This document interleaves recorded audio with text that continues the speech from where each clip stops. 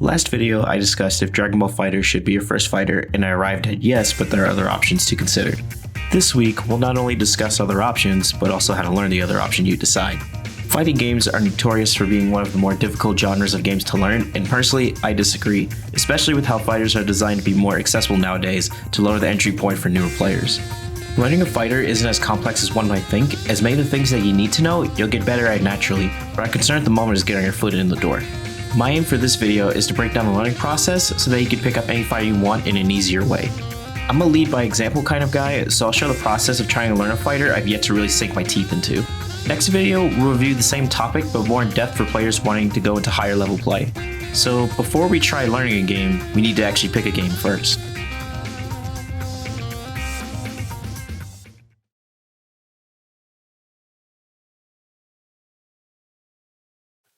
The easy answer is just play what you like, but that's too vague of an answer and doesn't explain much.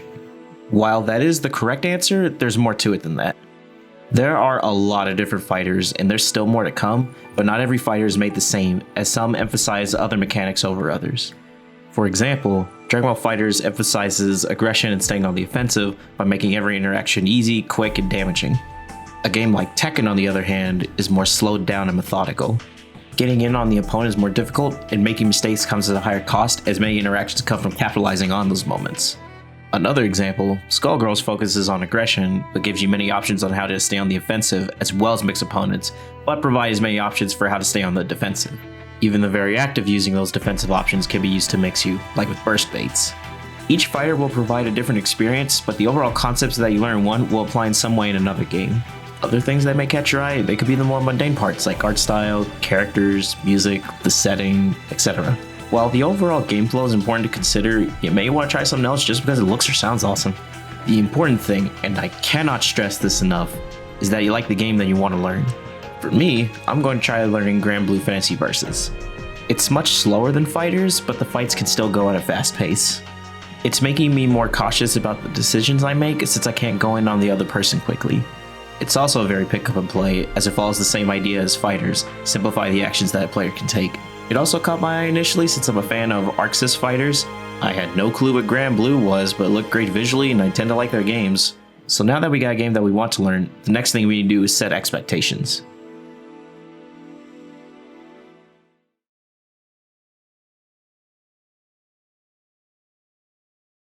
This is probably the biggest hurdle to overcome, but it needs to be said. You're going to suck when you start, and you're going to take a lot of L's for a while. Alright, let's get pranked.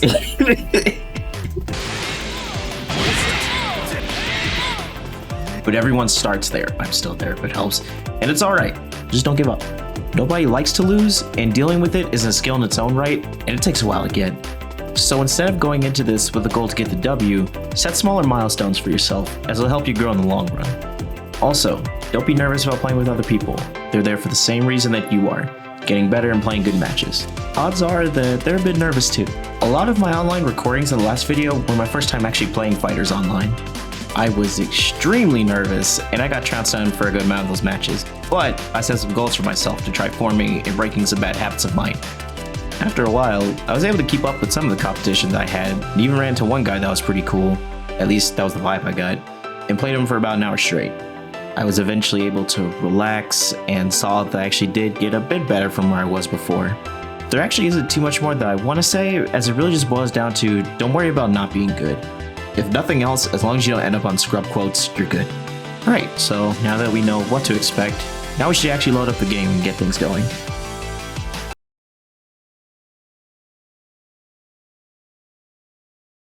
So now that we got the game open, the first thing we'll do is open the tutorial, and from there, you'll see why fighting games are noted for being difficult. Now, the tutorial will do its job of telling you how the game works, but odds are that it's very straightforward and boring about it. Fighting game tutorials have a habit of showing you all the information you need in the worst way possible. It's not a problem other than being boring if you're used to fighting games, but to a new player, it doesn't do nearly enough. It tells you how everything works and how to do it instead of showing you in a practical way. For example, I'll show you what is generally regarded as a good tutorial and the worst tutorial I've seen. Guilty Gear Xr's tutorial shows this information and has you use it in something along the lines of a platformer and a beat 'em up. While the situation itself isn't practical, it is showing you everything you need to play the game, albeit in an unconventional way. Under Night in Birth, however, is the worst kind of tutorial you can give to a new player, and it's a shame, because the contents of the tutorial are amazing. The issue is that it shows everything to the player as a giant word wall, and what ends up happening is that the player might not finish it because they'll get stuck at a certain part. It tells you everything, but it doesn't show anything, much less in a practical way. If you're used to fighting game tutorials, it's great. It even tells some tips that most people aren't going to know from the top of their head, like how to shortcut a 360, an input typically used for grapplers to do a hard-hitting throw by making a circle with the directional inputs. Some titles will even give you character-specific tutorials to give a rundown on a character's mechanics and strategies. Most tutorials won't have the issue to this extent, but it's still there. For the most part, it'll just do its job and give you a basic run-through of the game's systems and mechanics. For Granblue, its tutorial was okay, although it left some things to be desired, but the character-specific tutorials were pretty good. The character-specific tutorials even present relevant information about any commands, such as whether it advances the player, invincibility, etc. With that information in hand, let's head to the character select.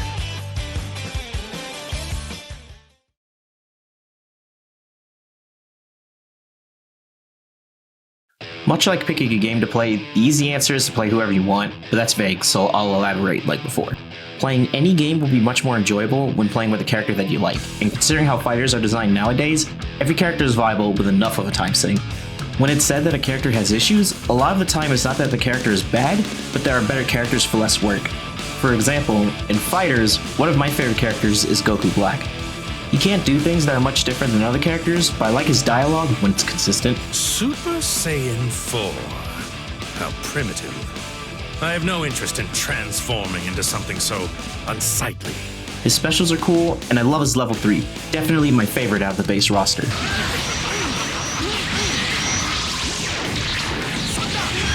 Now, would I tell a beginner to play him? He wouldn't be my first choice, as Super Saiyan Goku can do everything he can aside from his command grab, and has better tools to do so while being beginner friendly. A more extreme example, in BlazBlue Central Fiction, one of my favorite characters is Naoto Kurogane. His moves are satisfying to see in motion, and I like him being based entirely around dashing. If you can use him well, he looks awesome and is actually a lot of fun, but it's a lot of work when there are many other characters just as good, if not better, for much less work. Those are two logical extremes when it comes to character choice, but in both of those cases, there aren't any characters that are flat out terrible and are entirely possible to do well with. There are a lot of things to take into consideration when picking a character that involves their form or function, but the most important thing is that you like the character, because regardless of their function, you'll be more inclined to learn them. For Granblue, I'm going to try to learn UL, Cagliostro, and Vasaraga.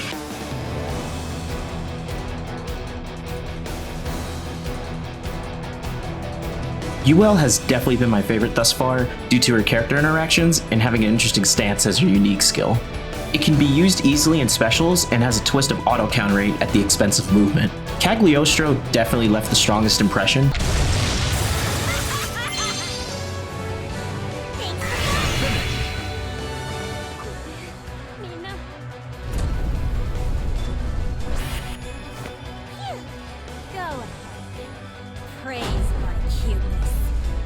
And I can't find any comprehensive info on who this is, so here's probably what happened until I'm told otherwise. Aside from that, I actually do like the nasty setups that they can do. It really makes you feel smart if you can pull any of them off.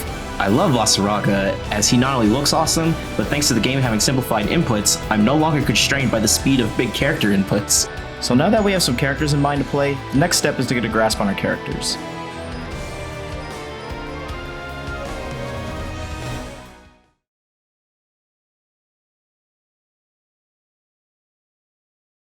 Combo trials are, for the most part, filler content, but are also there to help the player with learning things that the character is capable of. Some games can do them well and be very fun, while others are there to just take up time. A good example of combo trials that could teach the player would be from King of Fighters 13.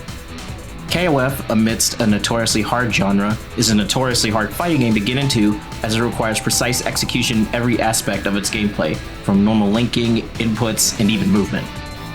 KOF has 10 challenges per character that slowly increase difficulty, with each growing more complex than the last.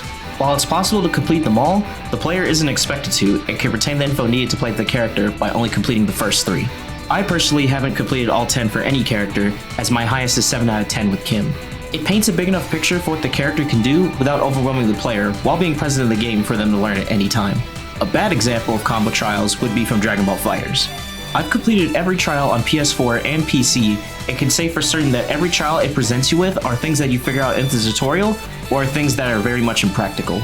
There are much better ways to do the things that it shows, and some of it just bears the question of why would you ever use this. There was only one trial that showed something practical, and it was in Ultra Instinct Goku's section, the most divisive character in the game. It makes sense, as many newer players will probably try him based on the fact that it's Ultra Instinct, but that section should have been on every character, as it's something practical for everyone. For Granblue, its trials do a decent job of showing what a character is capable of, not in the most practical way, but in situations that are feasible. So now that we have a decent grasp of how the game will flow and how our character works, let's try to get some human opponents.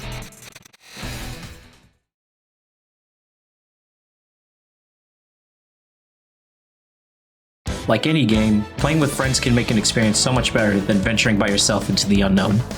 Try finding people that you feel comfortable playing with, as you'll be able to help each other while getting practice fighting actual players and get matchup experience. Fighting an actual player is going to be very different than fighting a CPU, as actual players are capable of strategizing and adapting mid-fight. Also, as noted before, people are just looking for some good matches and trying to improve as well, so keep that in mind. Aside from finding people that you know to fight, there is also the option of reaching out to the game's community to find other players. In the instance of me with Granblue, I've actually been fighting friends of mine, and if nothing else, it's been pretty funny. Oh, no! Okay, I'm good. Damn it. Okay, I deserve that. You see this? That. You see this? I deserve that. Like, he's talking about where? I don't know what you're talking about, man. I ain't seen no way. You missed. Oh my god. You see how this game wants to do me? Well, this is awkward. Jump. Oh my god, seriously. No, you know that's close range. And even you know that. That's close range. That's not close range. Oh my god, bro. This game really wants me to be 4 skins length away from the opponent. I don't think I'll be dead. I think I might be dead. Yeah, I'm dead off that. You're dead this time. I actually get to see what the outro looks like. Or not. I hate this so much. Oh my god. I just want to see what the outro is. No! Oh my god. I wanted one thing. Regarding its community, much like other fighting games, there's a Discord server that's pretty active with over 11,000 members. Odds are other people can be found to duke it out. We'll link in the description below if you're curious. So with everything in mind, just do your best and have fun with it. The rest will come naturally over time.